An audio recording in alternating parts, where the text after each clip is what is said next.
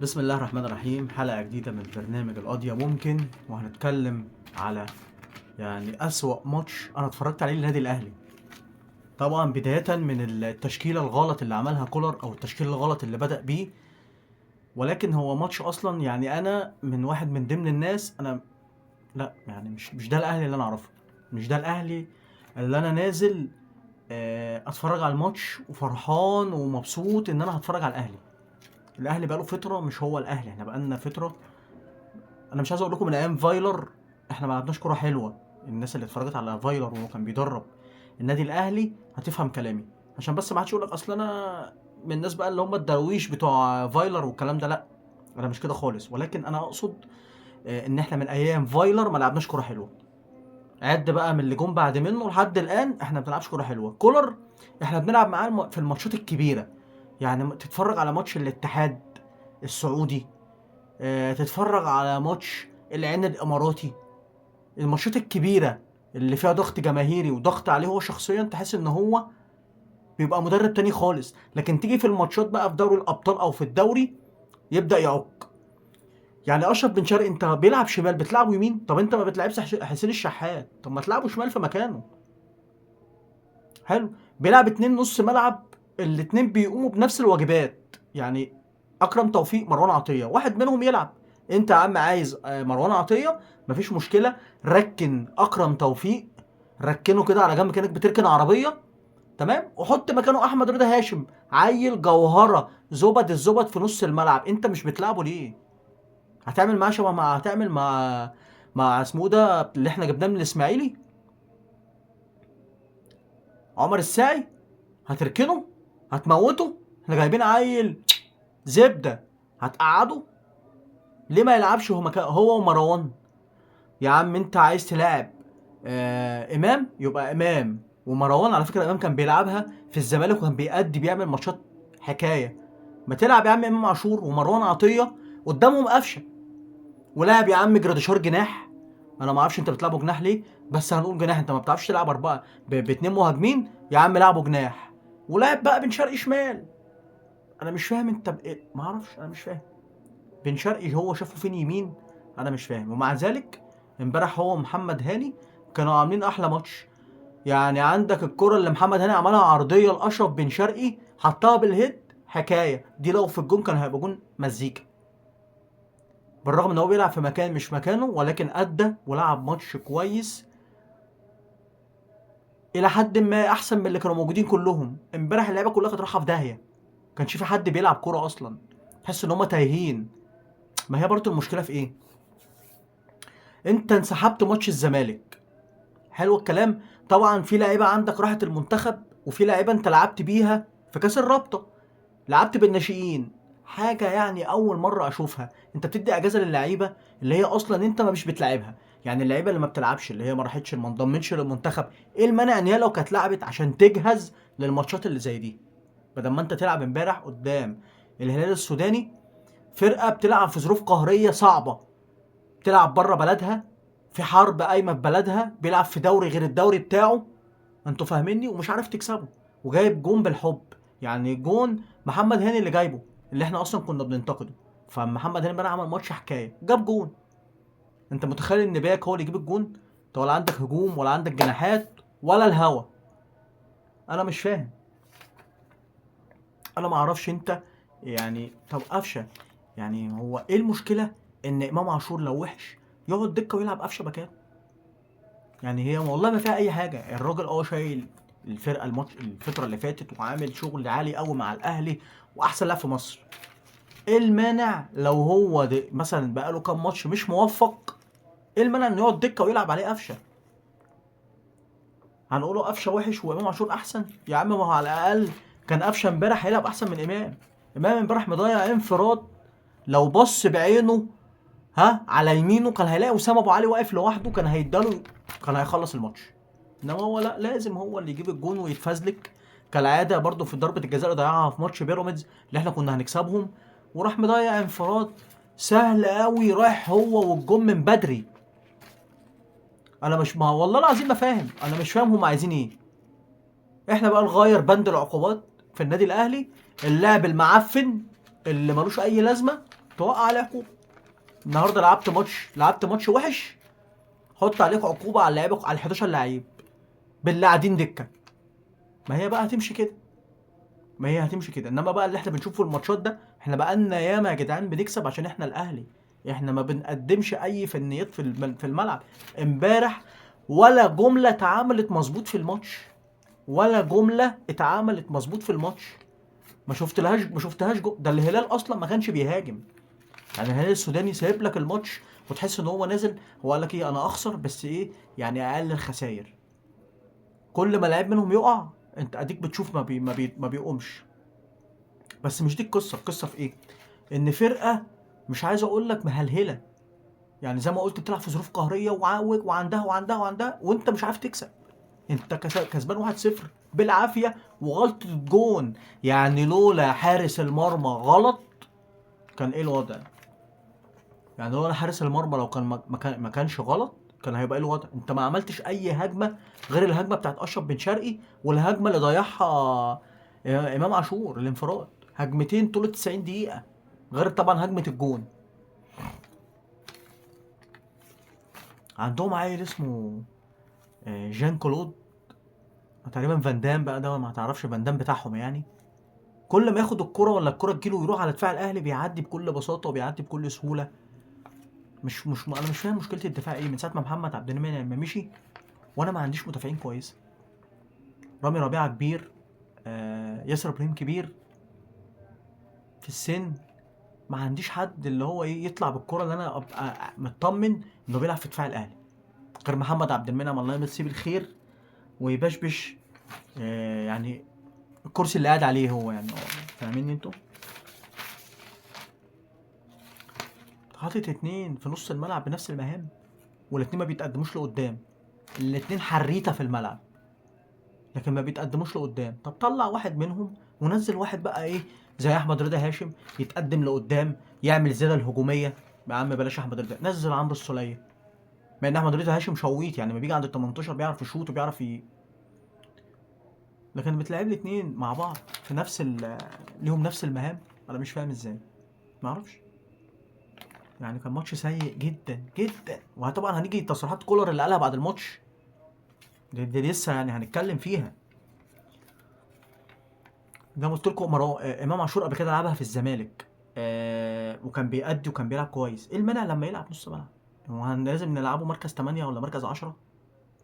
انا مش فاهم. ما يلعب جنب مروان عطيه، لعبها في الزمالك والله الاولى وكان بيأدي. هو كولر تحس ان هو ايه فلس فيستك. ما لعبناش معاه كام ماتش الا كام ماتش حلوين. ماتش سيراميكا بتاع الخمسة، وماتش الاتحاد، وماتش العين. كام ماتش كده يتعدوا على الصوابع، وباقي الماتشات كلها راح في 60 دقيقة. طبعا انت مشيت ديانج ومشيت عبد القادر ومشيت شريف عشان هو مش بيحبهم. فين بقى دور مجلس الإدارة؟ انا طب احنا نرجع سيد عبد الحفيظ بقى. طالما سيد عبد الحفيظ هو اللي معاه اللبة وهو اللي بيعرف يدورها، هو اللي بيعرف يشغلها، نرجعه سيد عبد الحفيظ وراحوا دماغنا بقى بالقصة دي. بدل بقى ما الواحد يروح بعد الماتش ينام متعتن وينام متقريف، لا يلاقي واحد واقف على الخط سندال عمال يدي اللعيبه فوق دماغها عشان تتعادل. ما تلعب يا عم انت وهو في ايه؟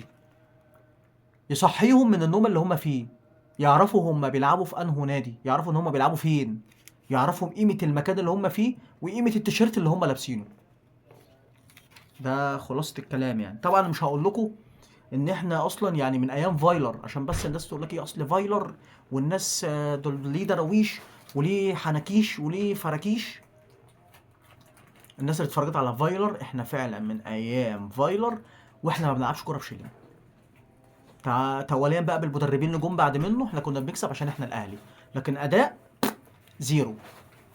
انا من وجهة نظري بقى من ايام فايلر انت كنت كل ماتش، انت عملت بتاع حوالي 17 18 فوز متتالي في الموسم ده مع فايلر. كنت بتنزل الفرقه اللي ما كنتش بتكسبها كنت بتكسبها 4 و5.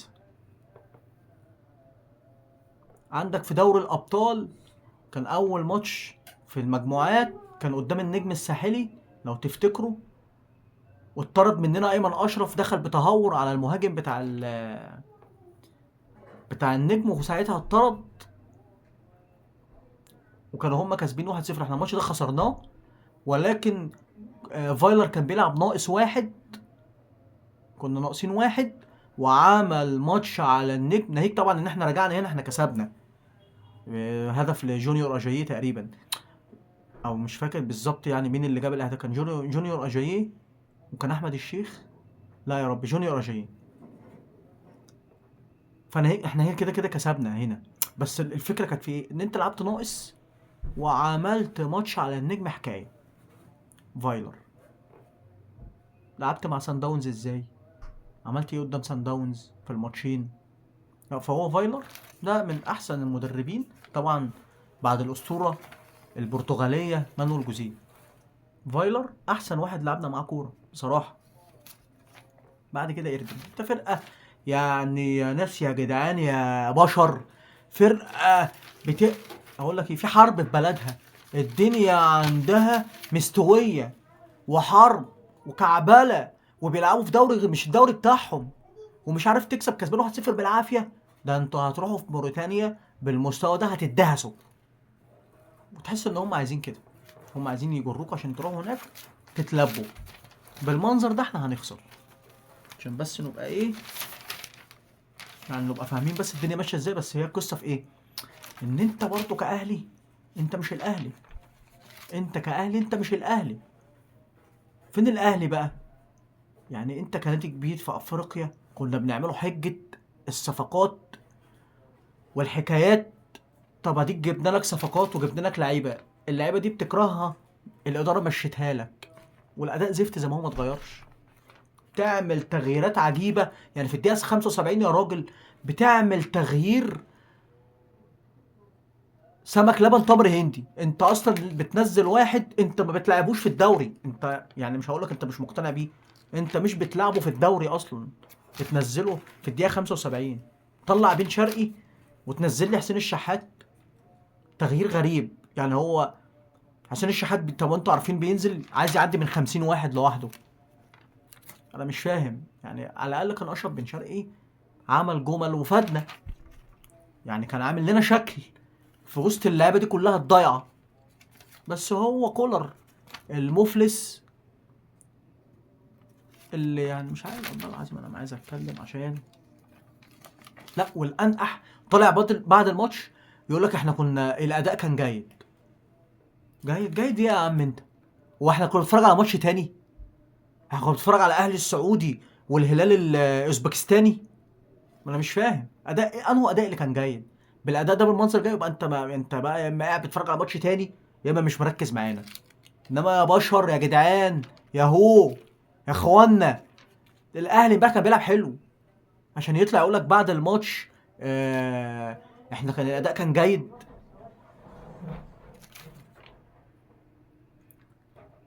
لعيبه اللي ما انضمتش للمنتخب ايه المانع انك تجهزها عشان يلعبوا في دوري الابطال؟ انت بتديهم اجازات، وانت بتاخد اجازه وبتخلع وبتلعبوا الرابطه بالناشئين، ناهيك طبعا عن ماتش الرابطه وماتش الانسحاب بتاع الزمالك والقصص اللي حصلت. بس انت دلوقتي داخل على دوري الابطال، ماتش مهم في دوري الابطال مع فرقه انت عارفها غلسه. المفروض بقى تجهز لعيبتك، مش تسيب اللي راح المنتخب خلاص جاهز. اللي ما راحش المنتخب بتديهم اجازات بتقعدهم، ما يلعبوا يا عم، يجهزوا عشان يلعبوا. بس كولر هو اللي بيدير، كولر هو هو حر بقى. انا عايز اعرف بس هو ليه اداء الاهلي عامل كده؟ يعني ليه اداء الاهلي بقى وحش كده؟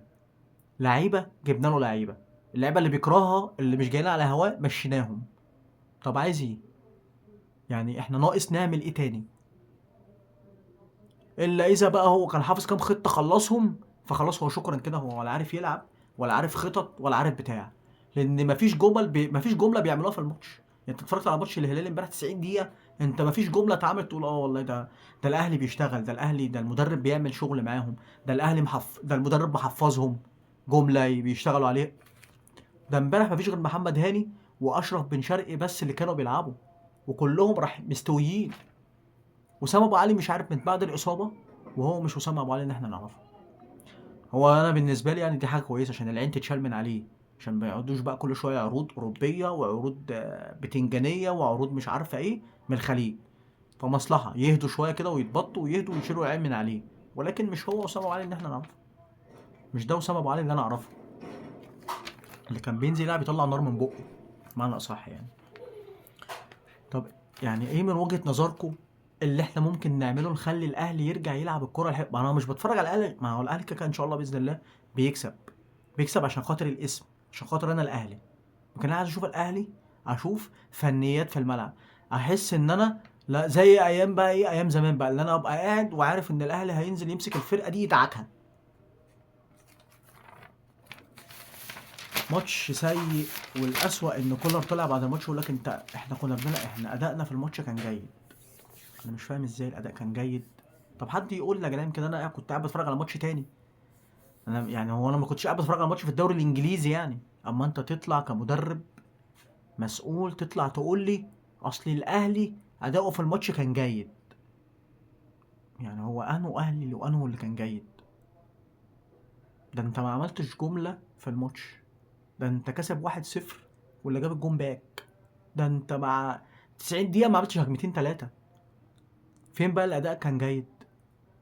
والله انت لو فلست يا عم وعايز تمشي مفيش مشكله، احنا بقى كده نجيب ايه بقى، ايه هنجيب المدرب نمضيه سنه بسنه.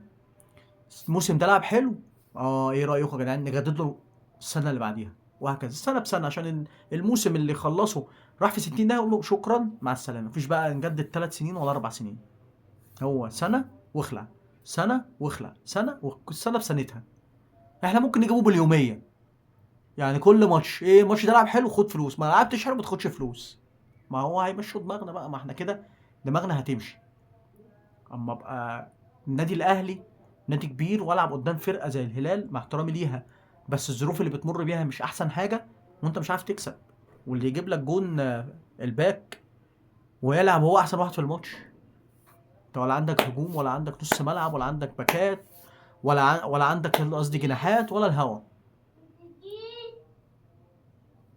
انا كنت قاعد بتفرج على الماتش والله امبارح عمال اعمل كده، انا اقول لهم انا مش فاهم ايه اللي بيحصل، انا ما اعرفش اللي بيحصل ده، انا اول مره اشوفه.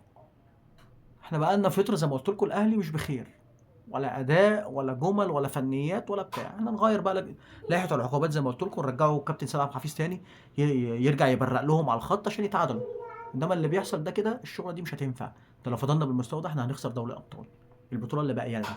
ناهيك بقى عن الدوري والقصص اللي دايره في الدوري والحكايات وشغل كده النسا اللي شغال، فككم من الكلام ده. احنا معانا دوري الابطال، البطوله لو ما ركزناش فيها هنخسر.